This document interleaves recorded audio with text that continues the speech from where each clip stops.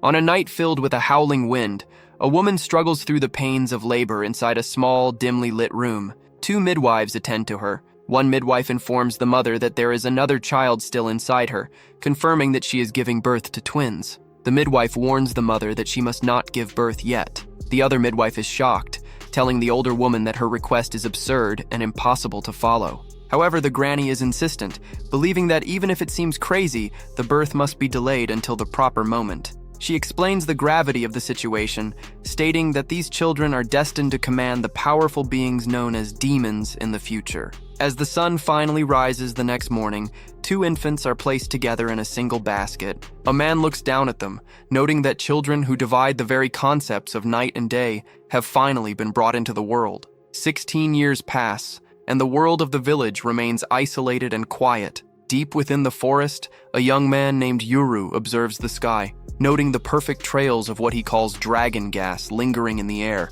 Once he finishes his hunt, he makes his way back toward his home. He is met at the entrance of the village by a young man named Danji, who looks quite frustrated. Danji scolds Yuru, asking why he went out hunting all by himself again without inviting him along. He worries aloud about what might happen if Yuru were to get hurt, or run into trouble in the mountains where no one could hear him call for help. Yuru tells Danji that everything is fine, explaining that the entities he calls the left and the right will always protect him. As they walk further into the village, other residents greet Yuru warmly. Yuru eventually arrives at his own house and announces his return to Granny Yamaha. She welcomes him home, while another woman named Kyuka tells Danji that he arrived at the perfect time to help with the household tasks. Danji groans in annoyance at his mother's timing, but Kyuka tells him he should try to be more hardworking and diligent like Yuru. Ignoring the bickering, Yuru asks Granny Yamaha how his sister Asa is doing. The old woman assures him that Asa is fine and is busy working as usual. Yuru enters a specific part of the house where a young girl is kept inside a wooden cell. He greets her softly, and Asa welcomes her brother back with a smile. He tells her about the pheasant he caught, though he admits he was hoping for a larger animal like a deer or a boar. He expresses his worry about the crops because the year has been so dry, fearing they might run out of food during the winter. Asa asks if the adults will have to leave the village to find work down the mountain, and Yuru admits it is a possibility. When she asks if he will leave too, Yuru firmly tells her no. He promises her that he will never abandon the village or leave her behind like their parents did, vowing to stay and protect her as long as she is there. Later, Kyuka interrupts to tell Yuru that a man named Dara has arrived. Dara is a traveling merchant, and many villagers gather around him as he displays his goods. The villagers thank him for his service and ask about the state of the world below the mountain. Dara explains that times are difficult and that a sickness is spreading through the lowlands. Yuru approaches Dara, who greets him kindly and asks if there is anything he wants for himself. When Yuru says he does not need anything,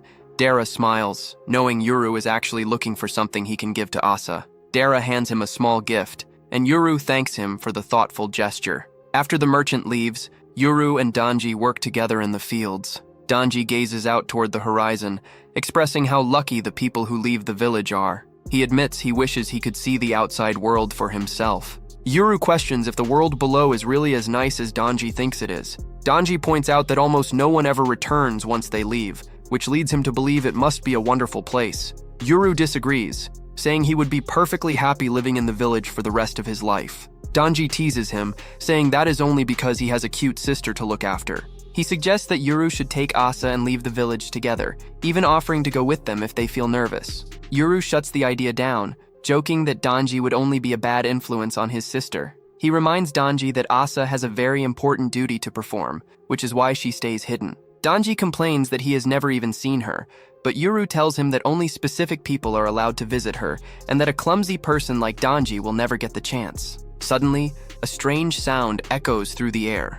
Danji asks what the noise is, and Yuru points to the sky, noting the trails of gas again. He assumes it is a dragon, mentioning that he has heard similar roars while hunting deep in the mountains. Danji asks if Yuru has ever actually seen a dragon before. Yuru admits he hasn't. As they look up, they realize the noise isn't coming from a mythical creature. Instead, a large airplane flies overhead, followed by several helicopters that descend toward the village. The villagers are paralyzed with shock as soldiers emerge from the aircraft and immediately begin a violent attack, shooting down everyone in sight. Granny Yamaha realizes with horror that the protective barrier around the village has been broken. She does not know how it happened, but she is certain the invaders are there to find Yuru. She orders the survivors to hide him and bring him to her immediately. Donji stares at the carnage in disbelief, seeing his neighbors lying dead on the ground. Yuru tells Donji to stay close as they navigate the chaos. Donji cries out for his mother, hoping she is still alive. When they encounter soldiers, Yuru uses his bow and arrows to take them down before they can fire their strange, lethal weapons. Donji hopes his mother is safe at the village keep, and Yuru agrees they must go there to find Asa.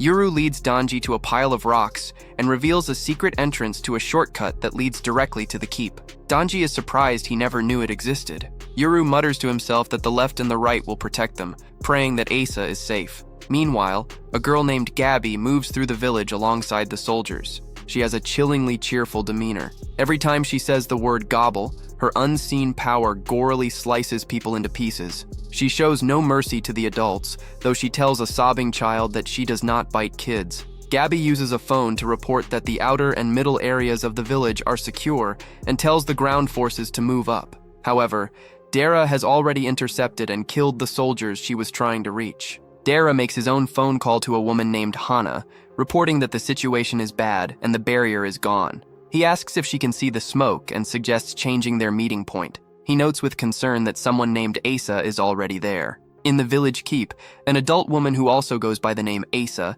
drags Granny Yamaha toward the cell where the young Asa is kept. The adult woman looks at the child and calls the situation disgusting before using an invisible power to kill the young girl instantly. Yuru arrives moments later and is struck with absolute horror at the sight of his sister's body. The adult woman turns to him and confirms that she is the real Asa, his sister. She tells him she has come to get him and that she intends to kill everyone else in the village. Yuru is overwhelmed and confused, shouting that she cannot be his sister and refusing to believe her words. Elsewhere, Dara notices Gabby standing nearby with a floating, monstrous mouth covered in eyes. Gabby is impressed that a normal man can perceive her companion. She asks him if he was the one who killed the ground forces, but Dara responds by throwing a grenade at her to create a distraction. Back at the keep, the adult Asa tries to talk to Yuru. Suddenly, the gift that Dara gave Yuru, which had been touched by the blood of the deceased young Asa, activates. A monster emerges from it and wraps itself around the adult Asa, trapping her. Dara arrives and tells Yuru to run with him to the world below the mountain. As they flee, Donji finds his mother alive, much to his relief. Dara leads Yuru back through the shortcut, but Yuru is in a state of shock. He asks what is happening and why everyone is being killed. Dara tells him there is no time to explain and urges him to use the left and the right. Yuru is confused, not knowing how to use them as if they were tools. Dara hands Yuru a collar with a green amulet and points to a hole in the stone floor located between two large statues. He screams at Yuru to put the amulet in the hole. As soldiers in a helicopter spot Yuru and prepare to capture him, Yuru finally manages to plug the amulet into the stone. Dara then shoves Yuru's head down toward the amulet, causing Yuru's blood to spill onto it. A blinding light erupts from the amulet, and two massive yellow creatures manifest in the air, instantly tearing through the helicopters and causing them to crash. Gabby watches from a distance, annoyed that her ride home has been destroyed. Two large, human-like figures then materialize in front of Yuru, a man and a woman. The man mocks the fact that their new master is just a child, suggesting he will be easy to control. The woman, however, reminds him that his age is irrelevant and that they must obey him. Dara explains to the stunned Yuru that these beings are known by many names, ghosts, spirits, or monsters, but in this context, they are his demons. He introduces them as his pairs, the protectors he has always known as the left and the right. As he hears this, a memory surfaces in the back of Yuru's mind, pulling him back to a time when he was much younger. In this memory, his father, Mine, leads him through a dark, hidden corridor. Yuru asks what the place is, and his father explains that it is a secret passageway connecting the bases of the left and right to the village keep. He warns his son to keep the secret and only use the path when absolutely necessary. Most importantly, he tells Yuru that the left and right are always watching over him from their positions at the village exit. Back in the present, the two massive figures standing before Yuru confirm his father's words. The one known as Right speaks first, admitting they have been watching Yuru this whole time. The woman, Left, formally announces that they are now his demons. Yuru is stunned, realizing that these two beings are the legendary protectors of his home. Dara steps forward and greets the two powerful beings with a polite tone. Right recognizes him immediately, identifying him as a demon retainer. Left adds that they have been keeping an eye on him as well.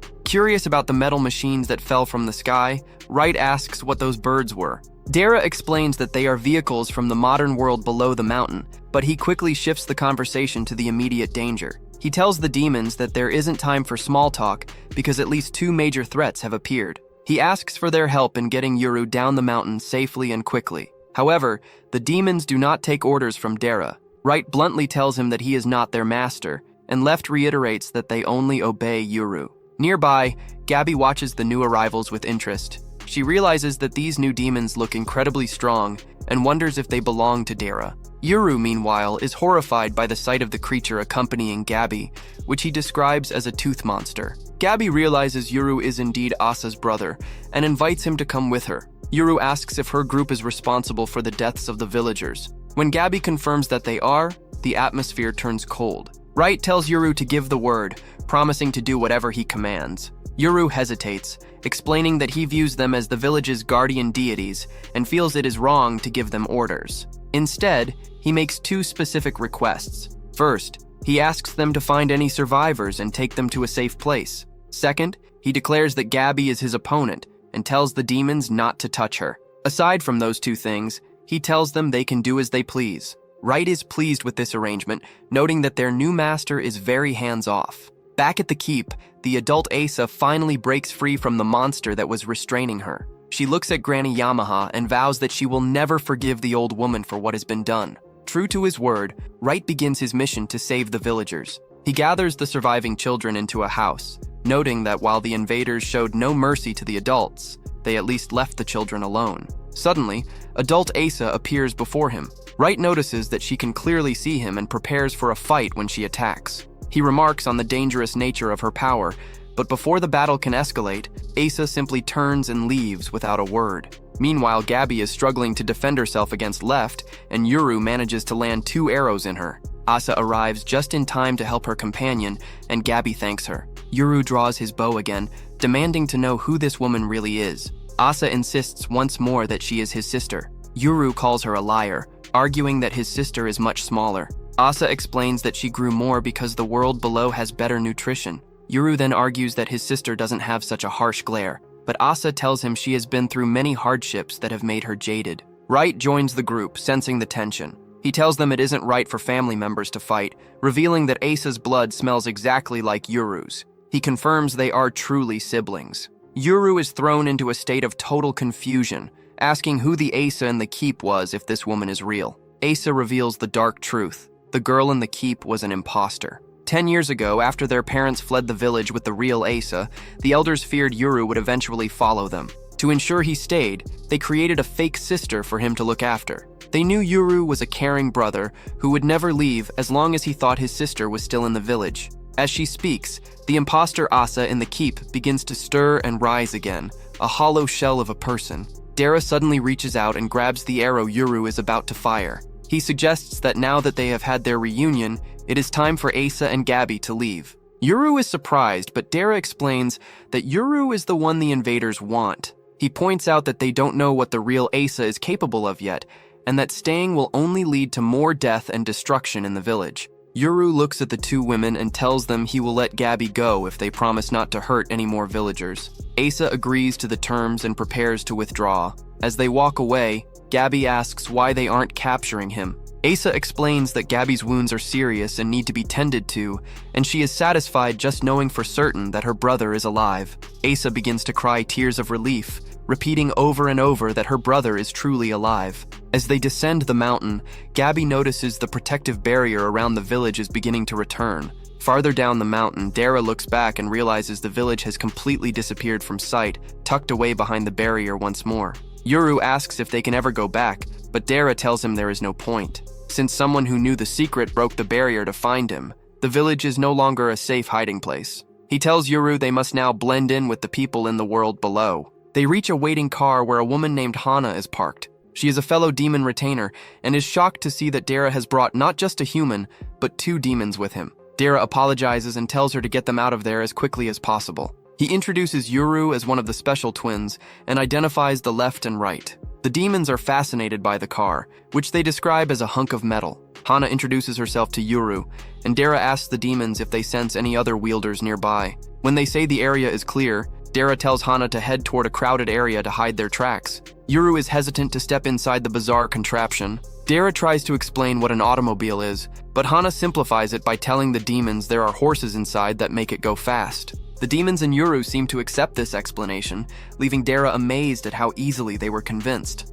On another part of the mountain, a man named Jin arrives to pick up Gabby and Asa. He notes that they seem to have run into significant trouble, and mentions hearing that new demons appeared. He wonders if he should have come along from the start. He orders his men to put Gabby on a stretcher. Despite having an arrowhead in her shoulder and a through-and-through wound in her leg, Gabby talks about her injuries as if they are minor inconveniences. Jin is concerned, but Gabby insists she is used to the pain. Jin asks about Yuru, and Gabby confirms that he escaped down the mountain. Jin is surprised they didn't run into him, even though they had secured all the trailheads. His men suggest Yuru might have found another way down. Jin laments the loss of the helicopters and soldiers, knowing their leader, whom he calls the Old Man, will be angry. Gabby mentions that Yuru fled with a man named Dara. When Jin hears the name, he realizes Dara is a member of the Tadera family. He regrets not bringing his own demons, realizing they underestimated the opposition by choosing a day when a Tadera retainer was present. In the car, Dara recaps the events for Hana,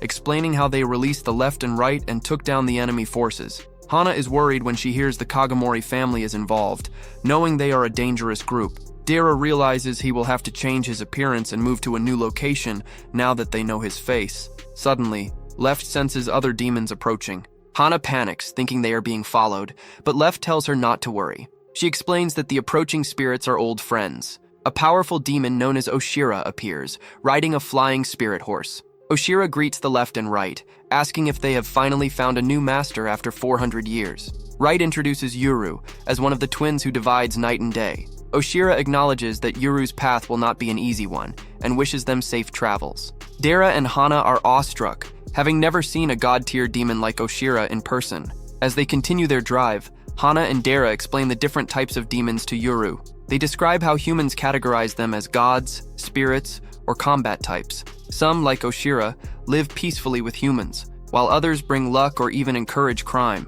Dara notes that the tooth monster that attacked them was likely a combat pair that could even turn on its master if it wasn't satisfied. Elsewhere, Asa tells Jin that she was the one who decided to let her brother go, offering to take the blame. Gabby defends her, saying she might have been captured if Asa hadn't stepped in. Jin asks if the boy's demons were really that strong. Gabby clarifies that while the demons were powerful, it was Yuru himself who was the most dangerous. She describes how he used his bow with the mind of a hunter, systematically taking away her mobility and then disabling her dominant hand.